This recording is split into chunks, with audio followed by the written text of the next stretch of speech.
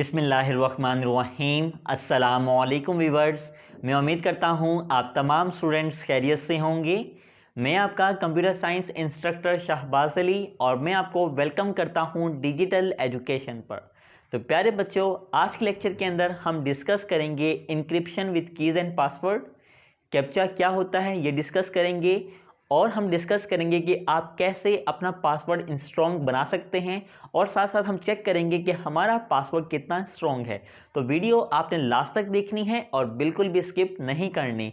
इसके साथ साथ आप तमाम व्यूअर्स से दरख्वास्त है कि अगर आप चैनल पर नए हैं और आपने अभी तक चैनल को सब्सक्राइब नहीं किया तो जल्दी से चैनल को सब्सक्राइब करें और बेल आइकन को प्रेस करें। हमारा आज का टॉपिक है इंक्रिप्शन विद की एंड पासवर्ड, जिसके अंदर हम डिस्कस करेंगे रिलेशनशिप बिटवीन क्रिप्टोग्राफिक की एंड पासवर्ड, कि पासवर्ड और क्रिप्टोग्राफिक की के दरमियान क्या रिलेशन होता है ये डिस्कस करेंगे। सबसे पहले हम देख लेते हैं कि आपके पास जो पासवर्ड होता है वो क्या होता है।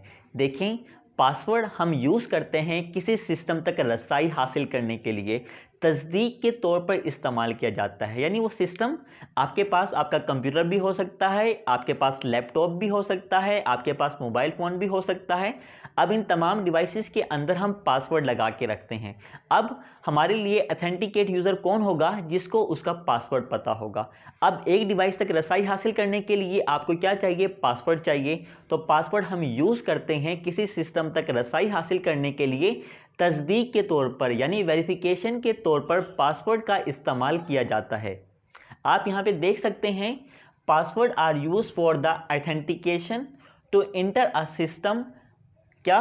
किसी सिस्टम तक रसाई हासिल करने के लिए ऑथेंटिकेशन के तौर पर यानी वेरिफिकेशन के तौर पर पासवर्ड का इस्तेमाल किया जाता है। जबकि whereas the cryptographic key are use to read an encrypted message, जबकि जो आपके पास क्या होती है, की होती है, वो इनक्रिप्टेड मैसेज को रीड करने के लिए आप इस्तेमाल करते हैं। मिसाल के तौर पर आपके पास कोई मैसेज है प्लेन टेक्स्ट में, आप उस मैसेज को कन्वर्ट करना चाहते हैं साइफर टेक्स्ट के अंदर। तो साइफर टेक्स्ट के अंदर कन्वर्ट करने के लिए आपको ज़रूरत होती है की। अगर आपके पास की है या आप अपनी की खुद बनाते हैं तो आप अपने प्लेन टेक्स्ट को कन्वर्ट कर देते हैं साइफर टेक्स्ट के अंदर। सेम ऐसे ही जो आपका रिसीवर होगा, जो आपका मैसेज रिसीव करेगा, उसको भी क्या चाहिए? की चाहिए, ताकि वो अपने साइफर टेक्स्ट को कन्वर्ट कर सके वापस प्लेन टेक्स्ट के अंदर, ताकि वो समझ सके कि बात क्या हो रही है। तो यहाँ पे मैं दोबारा रिपीट कर देता हूँ, पासवर्ड यूज़ होता है किसी डिवाइस तक रसाई हासिल करने के लिए, तस्दीक के तौर पर इस्तेमाल किया जाता है। जबकि जो आपके पास की होती है वो क्या करती है? इनक्रिप्टेड मैसेज को क्या करने के लिए?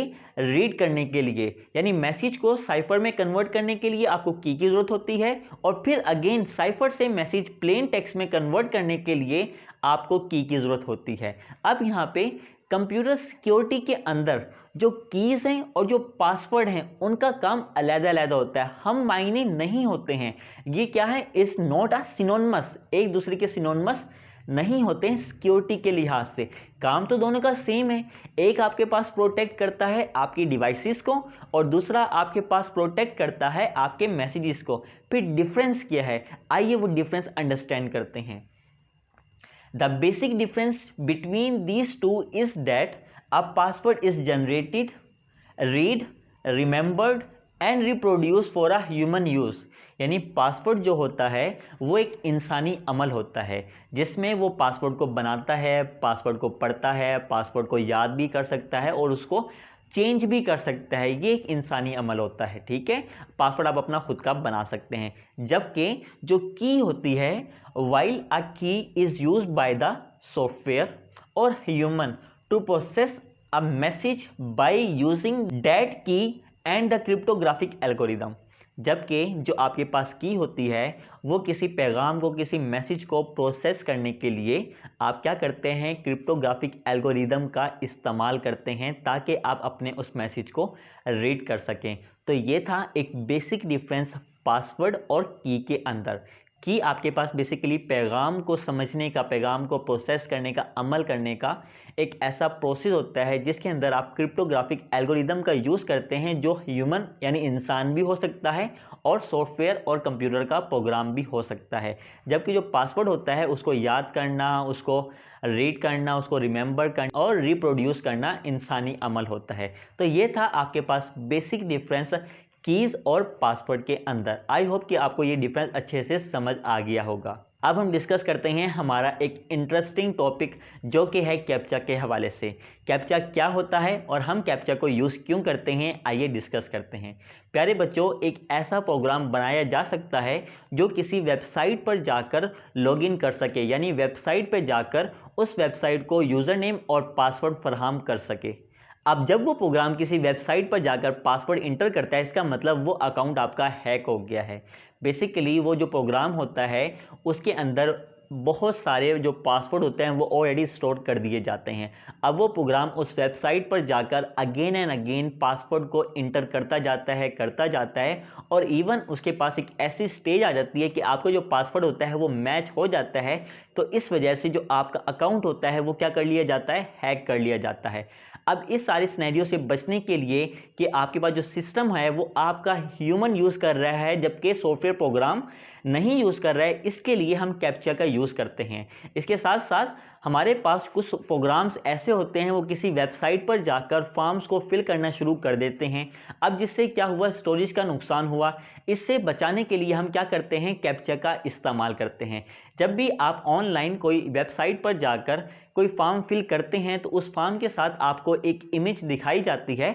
उस इमेज के अंदर आपके पास क्या होता है, अनरीडेबल फॉर्मेट में आप कह सकते हैं, या बेतरतीब अमल के अंदर आपके पास टेक्स्ट आपको दिखाया जाता है और आपसे कहा जाता है कि जो टेक्स्ट आपको नज़र आ रहा है इसको इंटर करें।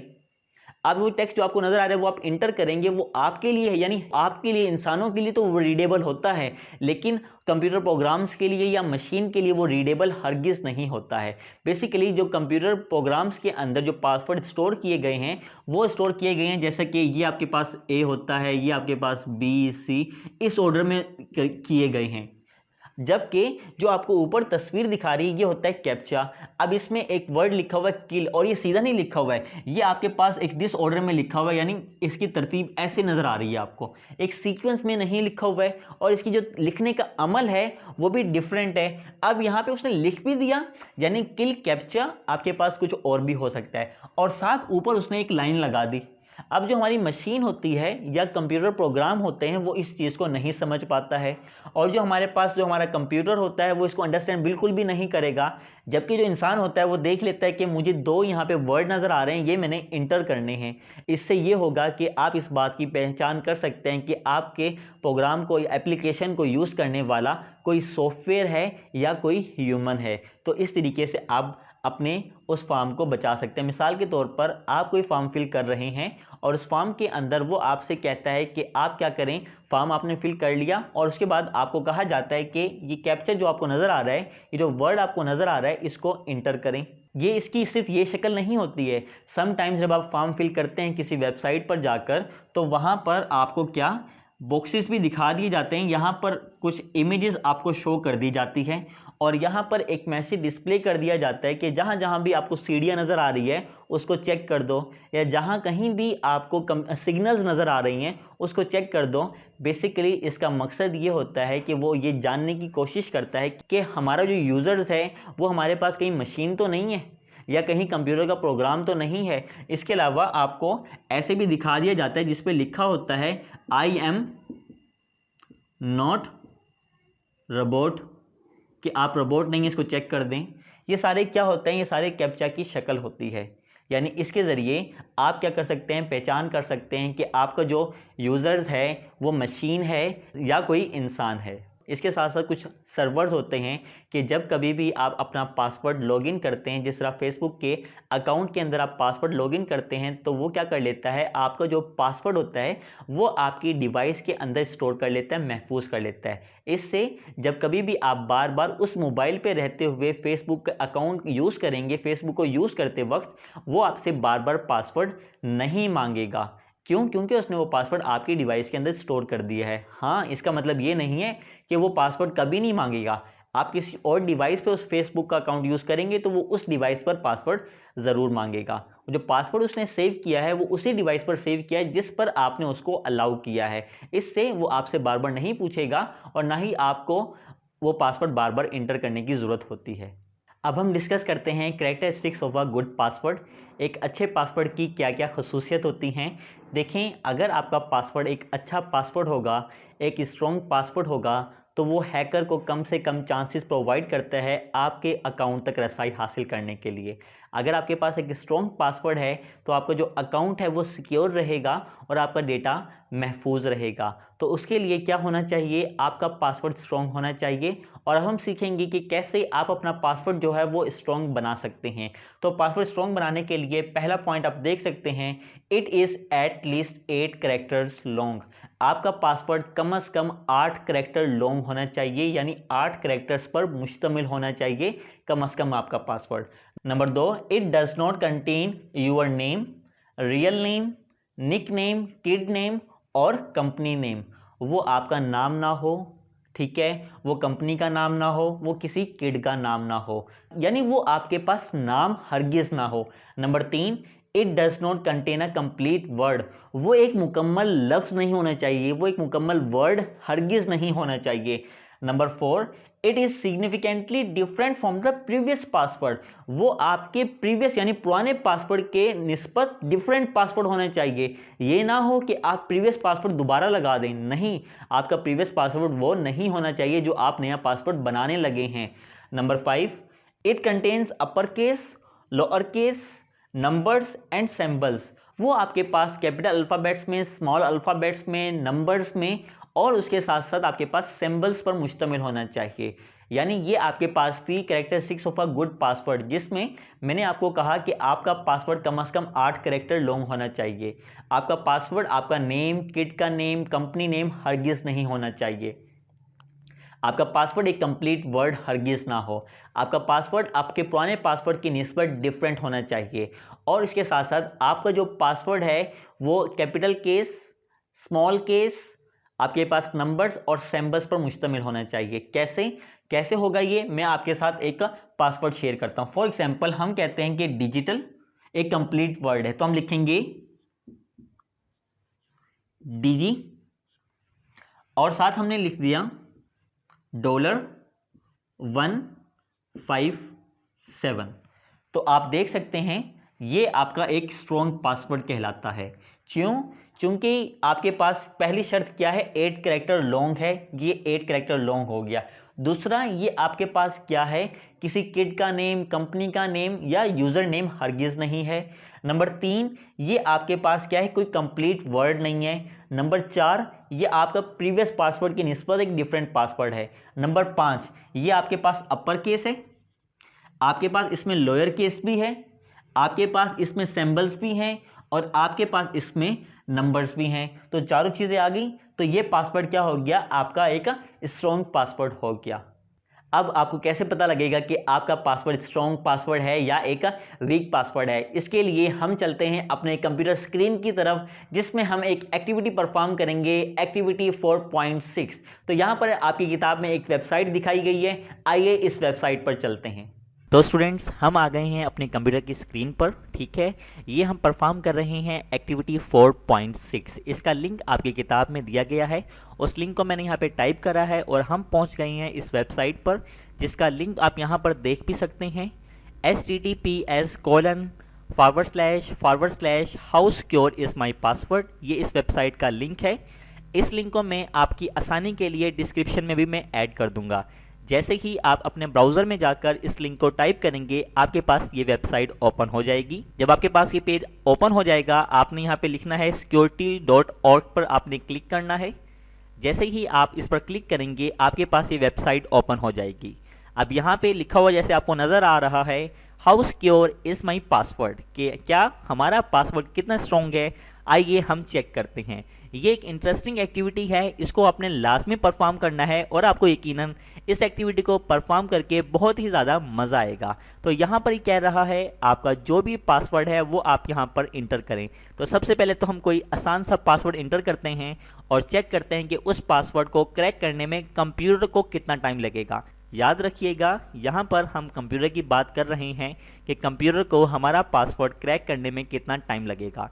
तो आइए यहाँ पर मैं पासवर्ड टाइप करता हूँ डिजिटल, DIGITAL। तो ये बता रहा है ये जो आपका पासवर्ड है ये इंस्टेंटली यानी फ़ौरन चुटकियों में आपका ये जो पासवर्ड है ये हैक हो सकता है। अब याद रखिएगा, जैसा कि हमने अभी अभी डिस्कस किया है कि आपका स्ट्रॉन्ग पासवर्ड कैसे बनता है, उसमें मैंने आपको सिखाया था। एक स्ट्रॉन्ग पासवर्ड आपके पास क्या है, कम से कम 8 कैरेक्टर पर मुश्तमिल होता है। वो किसी किड कंपनी का नेम नहीं होता है, वो कंप्लीट वर्ड नहीं होता है, वो आपके प्रीवियस पासवर्ड से डिफरेंट होता है और उसके साथ साथ उसके अंदर upper case, lower case, number और सिंबल्स होते हैं। आइए एक स्ट्रॉन्ग पासवर्ड यहाँ पर टाइप करता हूँ और चेक करते हैं कि उस पासवर्ड को क्रैक करने में कितना टाइम लगेगा। हम अपने स्ट्रॉन्ग पासवर्ड के अंदर वो चारों चीज़ें जो हमने सीखी थी characteristics of a strong password वो अप्लाई करेंगे।